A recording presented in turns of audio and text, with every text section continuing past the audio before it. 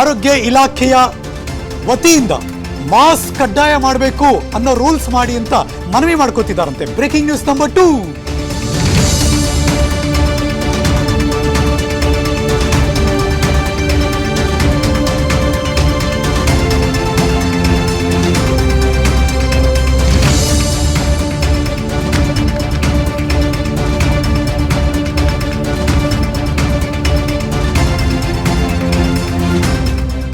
ಕಣ್ಣಿಗೆ ಕಾಣಿಸುವ ವೈರಿಗಳಿದ್ರೆ ಅವ್ರನ್ನ ಶೂಟ್ ಮಾಡ್ಬೋದು, ಆದರೆ ಕಣ್ಣು ಕಾಣಿಸಲ್ಲ. ಇದು ಹೇಗೆ ಬಿಹೇವ್ ಮಾಡುತ್ತೆ ಅಂತ ಗೊತ್ತಿಲ್ಲ. ಅದರಲ್ಲೂ ಈ ಥರ ರೂಪಾಂತರಿಗಳು ಬಂದಾಗ ಅದನ್ನು ಒಂದಷ್ಟು ವಿಮರ್ಶೆಗೆ ಒಳಪಡಿಸುತ್ತಾರೆ ವಿಜ್ಞಾನಿಗಳು. ಸದ್ಯಕ್ಕಂತೂ JN1 ಈ ರೂಪಾಂತರಿ ಹೇಗೆ ಬಿಹೇವ್ ಮಾಡುತ್ತೆ ಅಂತ ಪ್ರಿಡಿಕ್ಟ್ ಮಾಡೋದು ಕಷ್ಟ ಆಗ್ತಾ ಇದೆ. ಹಾಗಾಗೇನೆ ಮಾಸ್ಕ್ ಅನ್ನ ಕಡ್ಡಾಯ ಮಾಡುವುದರ ಬಗ್ಗೆ ಆಲೋಚನೆ ಮಾಡ್ತಿದ್ದಾರಂತೆ. ಆರೋಗ್ಯ ಇಲಾಖೆಯವರು ರಿಕ್ವೆಸ್ಟ್ ಕೂಡ ಮಾಡ್ತಿದ್ದಾರಂತೆ. ಕೋವಿಡ್ ರೂಪಾಂತರಿ ಪ್ರಕರಣ ಹೆಚ್ಚಾಗುವ ಭೀತಿಯಲ್ಲಿದ್ದಾರೆ. ಬೆಂಗಳೂರಿಗೆ ಪ್ರತ್ಯೇಕ ಮಾರ್ಗಸೂಚಿಯನ್ನ ಕೊಡಿ ಅಂತ ಸಲಹೆ ಮಾಡ್ತಿದ್ದಾರಂತೆ.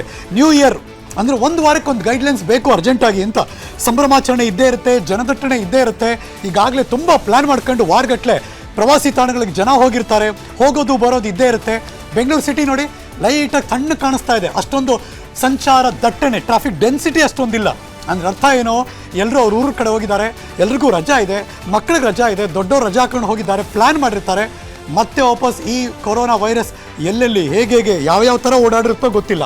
MG road, church street, brigade ರಸ್ತೆ ಈ ಎಲ್ಲ ಕಡೆ ಪ್ರವೇಶ ಮಾಡಬೇಕು ಅಂದರೆ ಮಾಸ್ಕ್ ಕಡ್ಡಾಯ ಮಾಡಿ ಅಂತ ರಿಕ್ವೆಸ್ಟ್ ಮಾಡ್ತಿದ್ದಾರಂತೆ. ಹೋಟೆಲ್ಲು, ಪಬ್ಬು, ಬಾರು, ರೆಸ್ಟೋರೆಂಟು ಈ ಎಲ್ಲ ಕಡೆ ಪ್ರವೇಶಕ್ಕೆ ಎಂಟ್ರಿ ಮಾಸ್ಕ್ ಹಾಕಿರಬೇಕು ಅಂತ ಆ ರೂಲ್ಸ್ ತರಬೇಕು ಅಂತ ಮನವಿ ಮಾಡ್ಕೋತಿದ್ದಾರಂತೆ.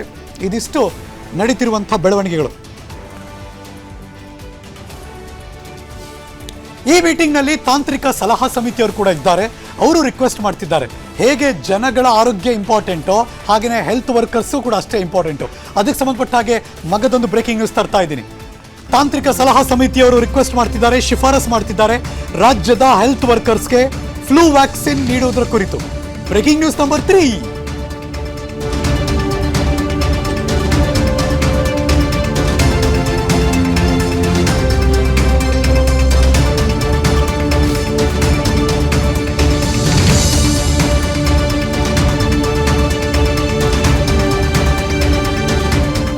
ಇದುವರೆಗೆ ಇದಷ್ಟೊಂದು ಕಾಟ ಕೊಡಲ್ಲ ಅಂತ ಒಂದು ಸ್ವಲ್ಪ ಸ್ಟೇಟ್ಮೆಂಟ್ಗಳನ್ನ ಕೊಡ್ತಾ ಇದ್ರು. ಯಾವಾಗ ನಿನ್ನೆ ಜಿನೋಮಿಕ್ ಸೀಕ್ವೆನ್ಸಿಂಗ್ ರಿಪೋರ್ಟ್ ಬಂತೋ ಎಲ್ಲವನ್ನ ಕೊಡುವಿ, ಚಳಿಗೆಲ್ಲ ಒಸ್ಕೊಂಡಿದ್ರಲ್ಲ ಎಲ್ಲ ಕೊಡುವಿ ಎದ್ದು ಕೂತ್ರು. ಓಹೋ ಸ್ವಲ್ಪ ಅಲರ್ಟ್ ಆಗಬೇಕು ಅಂತ.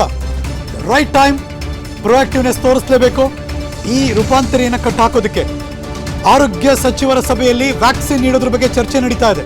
ರಾಜ್ಯದಲ್ಲಿ JN1 ಪತ್ತೆ ಆಯಿತು, ಹಾಗಾಗಿ ಮಹತ್ವದ ಮೀಟಿಂಗ್ ಇದು. ಎಲ್ಲ ವೈದ್ಯಕೀಯ ಸಿಬ್ಬಂದಿಗೆ ಫ್ಲೂ ವ್ಯಾಕ್ಸಿನ್ ನೀಡೋದ್ರ ಬಗ್ಗೆ ಚಿಂತನೆ ನಡೀತಾ ಇದೆ. ಆರೋಗ್ಯ ಸಚಿವರ ಸಭೆಯಲ್ಲಿ ಲಸಿಕೆ ನೀಡುವುದರ ಬಗ್ಗೆ ಕೂಡ ಚರ್ಚೆ ನಡೀತಾ ಇದೆ.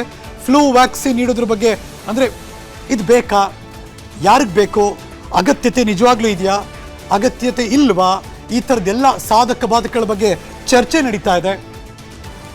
ಇದೆಲ್ಲವೂ ಕೂಡ ಇವತ್ತಿನ ಮೀಟಿಂಗ್ಗೆ ಸಂಬಂಧಪಟ್ಟ ಹಾಗೆ ಆಗುತ್ತಿರುವಂಥ ಬೆಳವಣಿಗೆಗಳು. Let's go live. ನಾನು ಅಲ್ಲೇ ಹೋಗ್ತೀನಿ, ಅಲ್ಲೇನಾಗ್ತಾ ಇದೆ ಒಂದಷ್ಟು ಮಾಹಿತಿಯನ್ನು ಕರ್ನಾಟಕದ ಎಲ್ಲ ಕೋಟ್ಯಾಂತರ ಜನಕ್ಕೆ ವಿಸ್ತಾರ ನ್ಯೂಸ್ ಮೂಲಕ ತಿಳಿಸುವಂಥ ಪ್ರಯತ್ನ. ನನ್ನ ಸಹೋದ್ಯೋಗಿ ಮೆಟ್ರೋ ಬ್ಯೂರೋಯಿಂದ ಲಕ್ಷ್ಮೀ ನರಸಿಂಹ ನೇರ ಸಂಪರ್ಕದಲ್ಲಿ ಜಾಯಿನ್ ಆಗ್ತಿದ್ದಾರೆ. ಲಕ್ಷ್ಮೀ ನಮಸ್ಕಾರ, ವೆರಿ ಗುಡ್ ಆಫ್ಟರ್ನೂನ್. ಇವತ್ತಿನ ಚರ್ಚೆ ಬಹಳ ಮಹತ್ವ ಪಡ್ಕೋತಾ ಇದೆ. ಚರ್ಚೆಯಲ್ಲಿ ಯಾವ್ಯಾವ ವಿಷಯಗಳು ಪ್ರಸ್ತಾಪ ಆಗ್ತಾ ಇದೆ, ಯಾರ್ಯಾರೆಲ್ಲ ಇದ್ದಾರೆ, ಗೋ ಹೆಡ್ ಪ್ಲೀಸ್. ಎಸ್ ಸರ್, ಇನ್ನೇನು ರಾಜ್ಯದಾದ್ಯಂತ ಸುಮಾರು 426 ಕೊರೋನಾ ಸಕ್ರಿಯ ಪ್ರಕರಣಗಳು ಒಂದೆಡೆ ಆದರೆ ಈಗ ಕೂಡ ಈ ನಿನ್ನೆ ಅಷ್ಟೇ ಏನು ಆರೋಗ್ಯ ಇಲಾಖೆ ಅಧಿಕೃತ ಮಾಹಿತಿಯನ್ನು ಕೊಟ್ಟಿತ್ತು. 35 JN1 ಅಂದ್ರೆ ಕೊರೋನಾದ ಉಪತಳಿ ರೂಪಾಂತರಿ ಏನು ವೈರಸ್ ಇದೆ, ಈಗಾಗಲೇ ಕೂಡ ಕರ್ನಾಟಕ ಕೂಡ ಕಾಲಿಟ್ಟಿರ್ತಕ್ಕಂಥದ್ದು. ಸುಮಾರು 35 ಪ್ರಕರಣಗಳು ಈಗ ಕೂಡ ಪತ್ತೆ ಆಗಿರ್ತಕ್ಕಂಥದ್ದು. ಅದಲ್ಲದೆ ಅದರ ಒಂದು ಹಾಟ್ಸ್ಪಾಟ್ ಬೆಂಗಳೂರು ಅಂತ ಹೇಳ್ಬೋದು. ಯಾಕಂದ್ರೆ ಬೆಂಗಳೂರಿನಲ್ಲಿ ಬಹುತೇಕ ಕೇಸ್ಗಳು ಪತ್ತೆಯಾಗಿದೆ. ಸುಮಾರು 20 ಕೇಸ್ಗಳು JN1 ಪ್ರಕರಣಗಳು ಬೆಂಗಳೂರಿನಲ್ಲೇ ಪತ್ತೆಯಾಗಿರೋದ್ರಿಂದ ಈಗ ಕೂಡ ಆರೋಗ್ಯ ಇಲಾಖೆ ಈಗ ಅಲರ್ಟ್ ಆಗಿರ್ತಕ್ಕಂಥದ್ದು. ಏನು ಕೊರೋನಾದ ಒಂದು ಸಂಬಂಧಪಟ್ಟಂತೆ ರಚನೆ ಆಗಿದ್ದಂತ ಸಬ್ ಕಮಿಟಿ ಅಂದ್ರೆ ಕೊರೋನಾ ಒಂದು ಸಂಪುಟ ಉಪಸಮಿತಿಯ ಒಂದು ಮೊದಲ ಸಭೆ ಇವತ್ತು ನಡೀತಾ ಇರ್ತಕ್ಕಂಥದ್ದು. ಆರೋಗ್ಯ ಸಚಿವ ದಿನೇಶ್ ಗುಂಡೂರಾವ್ ನೇತೃತ್ವದಲ್ಲಿ ಆಗಲೂ ಕೂಡ ಸಭೆ ಆರಂಭ ಆಗಿರ್ತದೆ. ಈ ಒಂದು ಸಭೆಯಲ್ಲಿ ಆರೋಗ್ಯ ಇಲಾಖೆಯ ಉನ್ನತ ಮಟ್ಟದ ಅಧಿಕಾರಿಗಳು ಮತ್ತು ತಾಂತ್ರಿಕ ಸಲಹಾ ಸಮಿತಿ ಟ್ಯಾಕ್ನ ಒಂದು ಸಮಿತಿ ಸದಸ್ಯರು ಕೂಡ ಒಂದು ಸಭೆಯಲ್ಲಿ ಭಾಗಿಯಾಗಿದ್ದಾರೆ. ಇಲ್ಲಿ ಕೂಡ JN.1 ಇದು ಕೂಡ ರಾಜ್ಯದಲ್ಲಿ ಪತ್ತೆ ಆಗಿಲ್ಲ, ಆದರೆ ಪತ್ತೆ ಆಗಿದೆ. ಇದನ್ನ ನಾವು ಯಾವ ರೀತಿ ಕಟ್ಟಿ ಹಾಕಬೇಕು, ಯಾಕಂದ್ರೆ ಇಷ್ಟು ದಿನಗಳ ಕಾಲ ಬರೀ ಕೊರೋನಾದ ಕುರಿತಾಗಿ ಮಾತ್ರ ಸಭೆಗಳ ಮೇಲೆ ಸಭೆಗಳನ್ನ ಮಾಡಿತ್ತು, ಒಂದಷ್ಟು ಸಲಹೆ ಸೂಚನೆಗಳನ್ನ ಮತ್ತು ಮಾರ್ಗಸೂಚಿಗಳನ್ನ ಬಿಡುಗಡೆ ಮಾಡಿದ್ರು.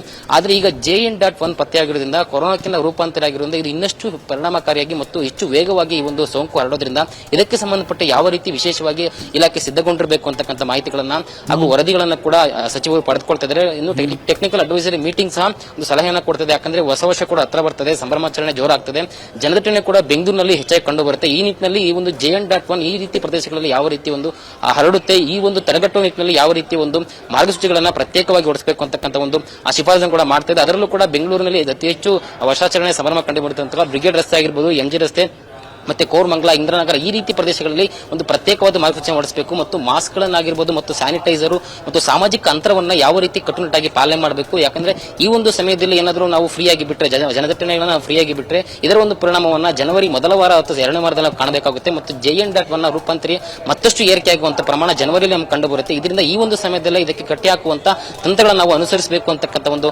ಸಲಹೆಗಳನ್ನ ಈಗ ಪಡೆದುಕೊಳ್ತಾ ಇದ್ದಾರೆ. ಹೀಗಾಗಿ ಹೊಸ ವರ್ಷಾಚರಣೆಗೆ ಪ್ರತ್ಯೇಕವಾಗಿ ಮಾರ್ಗಸೂಚಿಯನ್ನು ಹೊರಡಿಸ್ತಾರ ಅಂತಕ್ಕಂಥ ಒಂದು ಕುತೂಹಲ ಕೂಡ ದಟ್ಟವಾಗಿರ್ತಕ್ಕಂಥದ್ದು.